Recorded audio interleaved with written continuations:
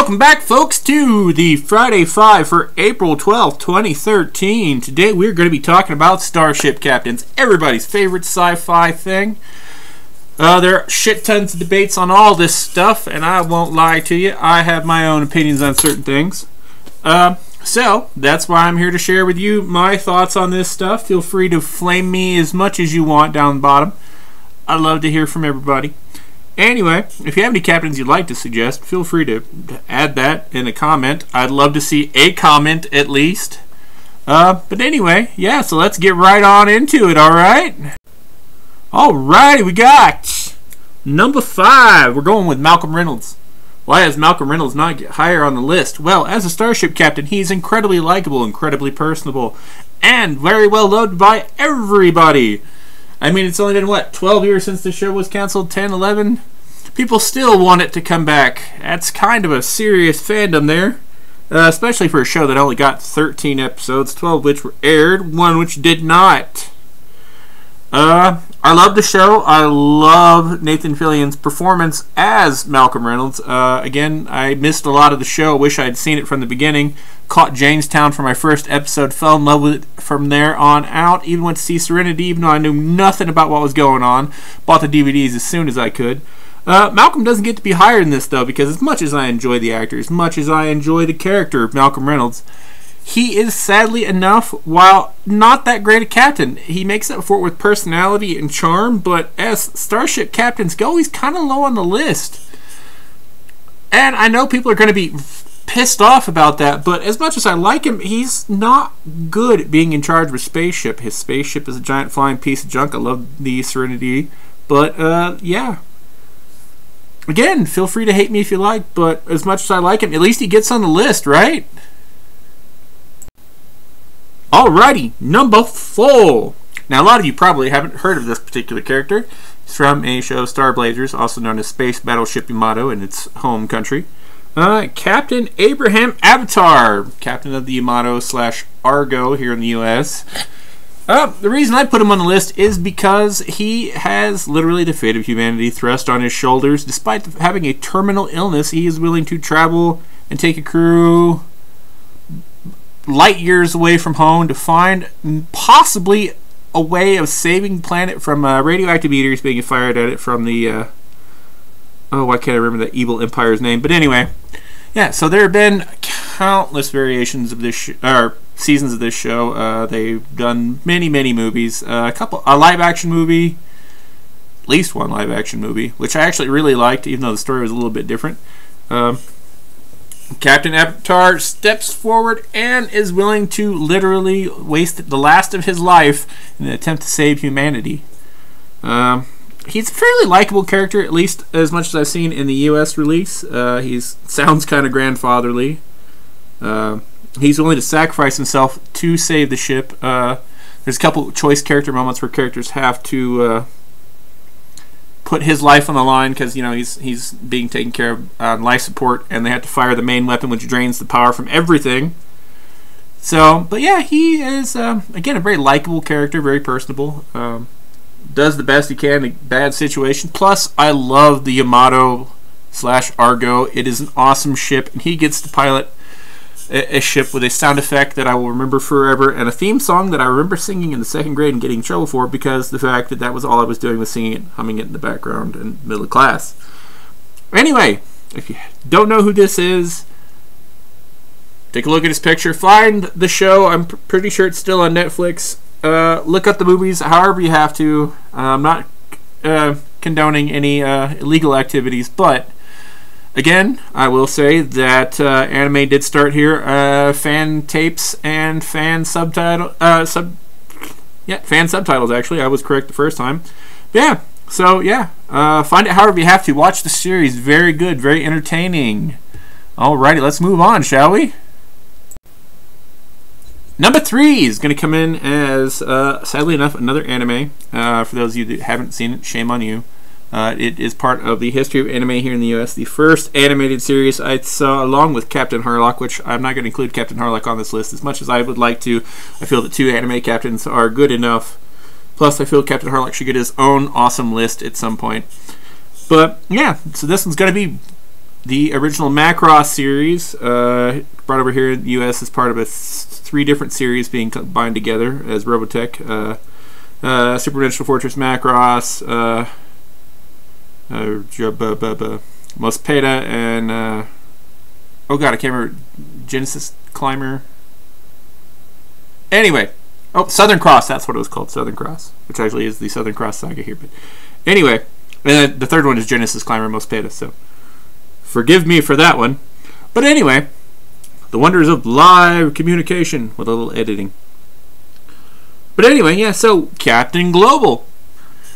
His original name was Bruno J. Global. When it came over to the U.S., it was changed to Henry J. Global. He is a man who has a whole bunch of crap dressed on him from the very get-go. He is a famous military commander who is put in charge of a spaceship that crashed and that humanity rebuilt. The aliens show up to take it. He attempts to fight them off, accidentally warps through space, gets lost at Pluto, and accidentally brings a whole city worth of civilians with him. So in addition to having a military force, they actually have a whole city on the ship that he has to take care of. He was prepared to fight and do whatever he had to as the military, but now he's also charged with babysitting. Captain Global has a sense of humor that I really enjoy. It's at least in the US version. I'm going to use the US version as my frame of reference point. The voice actor for him delivers the lines pretty amusingly. His constant attempts to smoke a pipe on the bridge bunnies harassing him, his willingness to sacrifice pretty much everything to save the Earth, to protect his crew, to give everyone a future. It's very good character stuff. I wish there was more with him. Again, he's always one of the, when I think spaceship captains, he's one of the ones that always comes to mind. Again, if you new to anime and you have not watched Robotech, please go back and watch Robotech. It is, or if you prefer, go watch Macross. You can find it on DVD. They've released it multiple times here in the US. It'll lead you to all the other cool stuff like Macross Plus, Macross 2. A lot of the newer stuff is absolutely awesome. But again, Captain Global, he deserves a lot of respect as captains go. He was quite awesome. I enjoyed him. He is, again, one of the ones I think of when I think of a spaceship captain. The next one, of course, is going to be the one that everyone thinks of when they think of a spaceship captain. So let's get to him.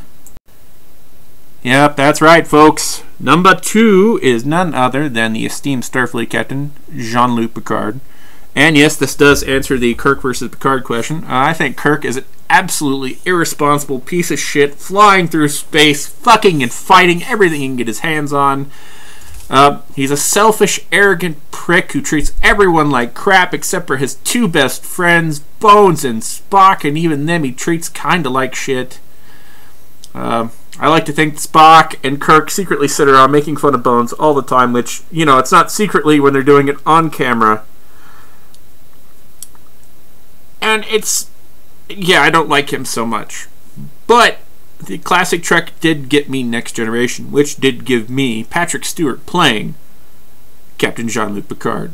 And here's the thing, most of these other guys, I just like them for nostalgic sake. They're ones I enjoy just because, you know, I grew up with them and there was something that I really had a connection to as a child.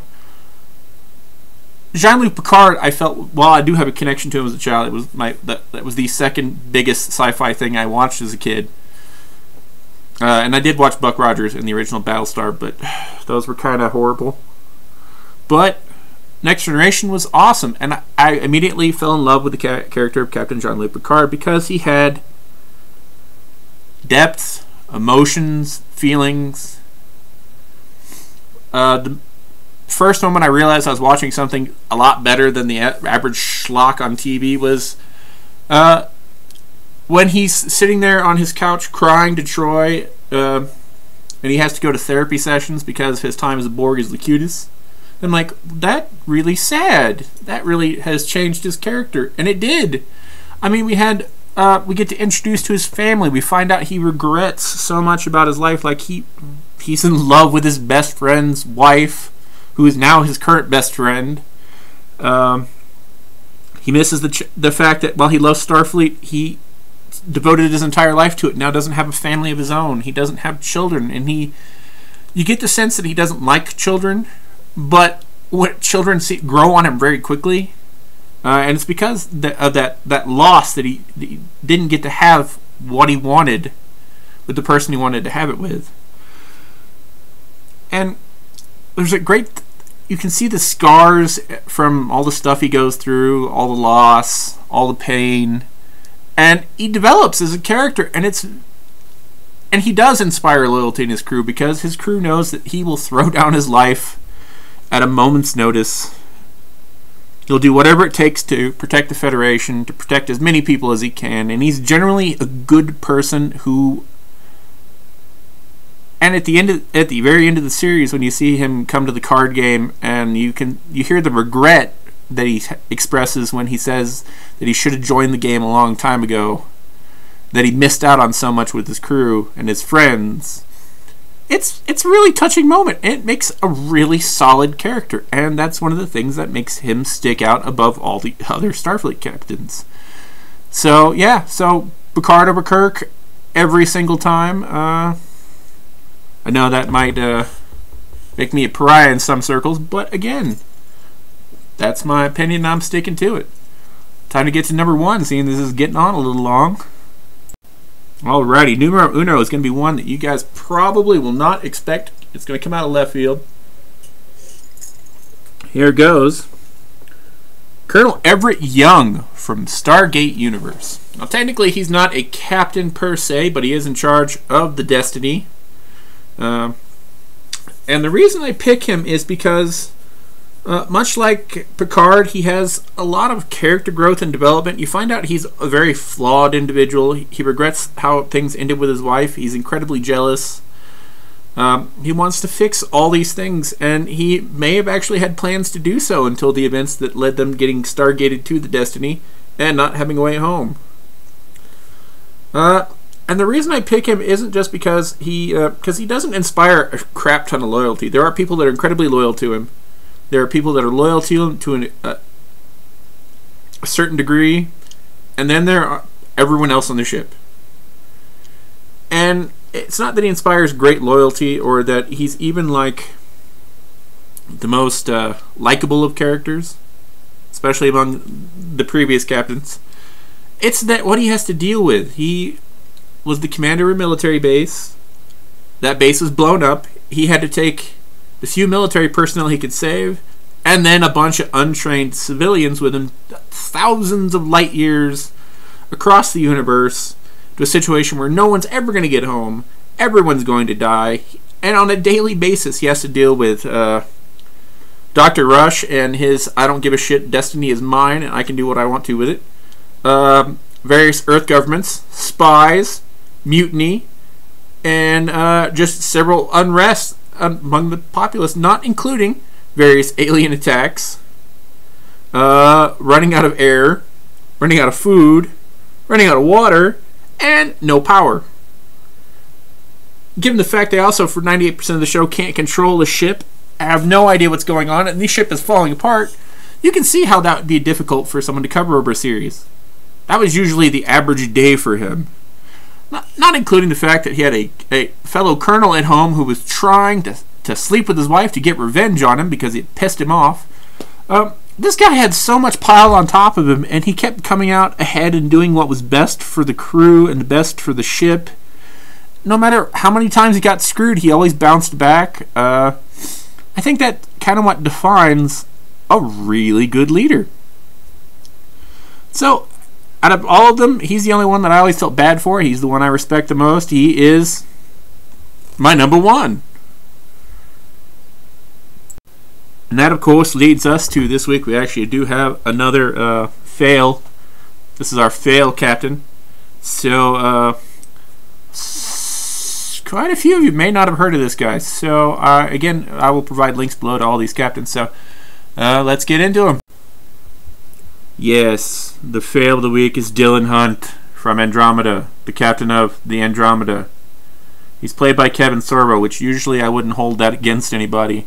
I did like Hercules: The Legendary Journeys. He has had a few amusing roles over the years, but yeah, he's a douchebag in this show. He's unlikable. He's rallying a cause that no one wants. He happens to have a badass ship who he wants to bone the ship's computer, or the ship's computer wants to bone him. I have no idea. His entire crew is far more likable than he is. He's an arrogant prick, but he hasn't got the coolness of Kirk to back it up to make him likable. He's just a douche. So yeah, so if you ever get a chance to watch Andromeda, watch a couple episodes. Let me know what you think of this prick with his foofy hair and his stupid high-tech magic gun. Just, oh, I hate this guy. I hate this show. I mean, most of the characters I could have gotten to like Lex. I hated the Captain of Lex, but I liked the show because the other characters are so interesting, and the other characters are overshadowed by Kevin Sorbo and his doucheness. Ah! I hate Dylan Hunt. So, that's my weekly rant for this week on my top fives. Did go a little long, so I apologize about that. Catch you around next week. Take it easy, people. Bye-bye.